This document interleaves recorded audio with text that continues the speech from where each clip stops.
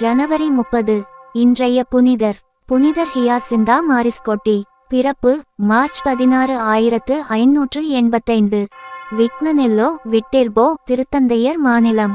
இறப்பு ஜனவரி 30, 1640. வயது 54.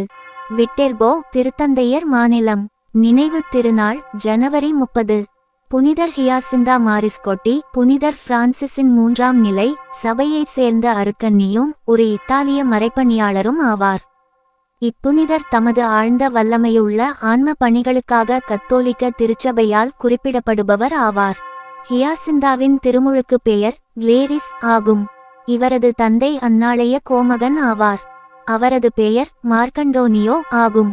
இவர் பேரரசன் சால்மேக்னே அவர்களின் இராணுவத்தில் ஒரு தலைமை பொறுப்பில் இருந்தார். கிளேரிஸின் தாயாரின் பெயர் ஒக்டாவியா ஓர்சினி ஆகும். கிளேரிஸும் அவரது சகோதரிகளான ஹினேர்வா மற்றும் ஒர்டேன்சியா ஆகிய மூவரும் புனித பெர்னார்டினோ துறவு மடத்தில் கல்வி கற்றனர். இவர்களுக்கு கல்வி கற்பித்தது 3ஆம் நிலை பிரான்சிஸ்கன் சபையின் அர்ச்சகோதரிகளாவர். இவர்கள் தமது கல்வியை பூர்த்தி செய்ததும் கிளேரிஸின் மூத்த சகோதரியான ஹினேர்வா துறவரத்தில் இணைந்தார். அவரது துறவு பெயர் சகோதரி இம்மகோலட்டா என்றானது. கிளேரிஸ் சிறு வயதில் பக்தி மார்க்கத்தில் சிறந்து விளங்கினார். 20 வயதான கிளேரிஸ் மார்ச்சீஸ் கெபிஷுச்சி என்ற இளைஞனுடன் திருமணம் செய்ய நாட்டம் கொண்டார். ஆனால் அவ்விளைஞனோ கிளேரிஸின் இளைய சகோதரியான ஒர்டேன்சியாவின் மீது விருப்பம் கொண்டார். ஏமாற்றமடைந்த கிளேரிஸ் தாம் ஏற்கனவே கல்வி கற்ற விட்டெர்போ நகரிலுள்ள துறவு மடத்தில் இணைந்தார். ஹியாசிந்தா என்ற பெயரை தமது துறவர பெயராக ஏற்றுக்கொண்டார். தாம் துறவரம் ஏற்றதன் காரணம் இவ்வுலக வாழ்வின் சுகபோகங்களை ஒதுக்குவதற்காக அல்லவென்றும் தமது திருமண விருப்பம் நிறைவேறாமல் போனதால் ஏற்பட்ட பெரும் ஏமாற்றம், துன்பம், சங்கடம், மன உளைச்சல் மற்றும் அவமானம் ஆகியவையே என்றும் அவற்றை மறைப்பதற்காகவே தாம் துறவரம் பெற்றதாகவும் ஹியாசிந்தா மறைக்காமல் பின்னாளில் ஒப்புக்கொண்டார். ஹியாசிந்தா தமக்கென்று விசேட உணவுகளை தனியாக வைத்திருந்தார். உயர்தர ஆடைகளை உடுத்துவதிலும் பணம் கொடுப்பவர்களின் இல்லம் செல்வதையும் வழக்கமாக வைத்திருந்தார்.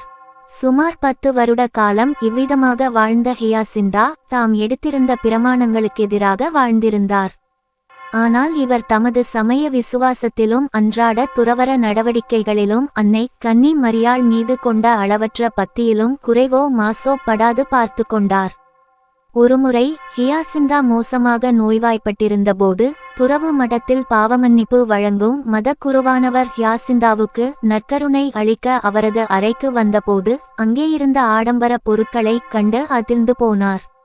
துறவர வாழ்க்கையில் மிக நெருக்கமாக கடைப்பிடிக்க வேண்டிய உறுதிகளை விட்டுக்கொடுத்ததற்காக குருவானவர் ஹியாசிந்தாவை கடுமையாக கடிந்து கொண்டார்.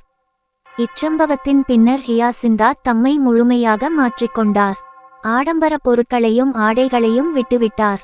ஒரு பழைய அங்கி போன்ற ஆடையையே அணிந்தார். பாதணிகள் இல்லாது வெறும் கால்களுடனேயே நடந்தார். அடிக்கடி விரதமிருந்து ஒருத்திருந்தார். நேரத்துக்கு உண்ணாமலும் உறங்காமலும் தம்மை தாமே தண்டித்து கொண்டார். நகரில் பிளே தொற்று நோய் வெடித்து பரவியபோது அவர் நோயாளிகளுக்கு ஆற்றிய தொண்டும் சேவையும் குறிப்பிடத்தக்கது. ஹியாசிந்தா 2 தோழமை கூட்டுறவு துறவரமற்ற சமய வாழ்வு வாழ்பவர்கள் அமைப்புகளை நிறுவினார். இதன் உறுப்பினர்கள் அன்னை மரியாளுக்கு அர்ப்பணிக்கப்பட்டவர்கள் அல்லது ஸ்கோனி என்று அழைக்கப்பட்டனர். இதில் ஒன்று புனித வின்சென்ட் தே பவுலின் சமூகம் போன்றது. இதன் நோக்கமும் செயல்பாடுகளும் நோயில் அவதிப்படுபவர்களுக்காகவும் பிச்சை எடுக்க வெட்கப்படுபவர்களுக்காகவும் கைதிகளுக்காகவும் பிறரிடம் இருந்து பொருள் பெற்று சேவை புரிவது ஆகும். மற்றொன்று முதியோர் இல்லங்களை உருவாக்குவது. ஹியாசிந்தா மரணமடையும் சமயத்தில் அவரது கீர்த்தியும் மிகவும் அதிக அளவில் பரவியிருந்தது. அவரது மனம் திரும்புதலால் மிக உன்னத தூய்மை நிலையை அடைந்திருந்தார். பிதா சுதன் பரிசுத்த ஆவியின் பெயராலே ஆமென். தின பிரார்த்தனைகளுக்காக லைக், சப்ஸ்கிரைப் மற்றும் பெல் ஐகானை கிளிக் செய்யவும்.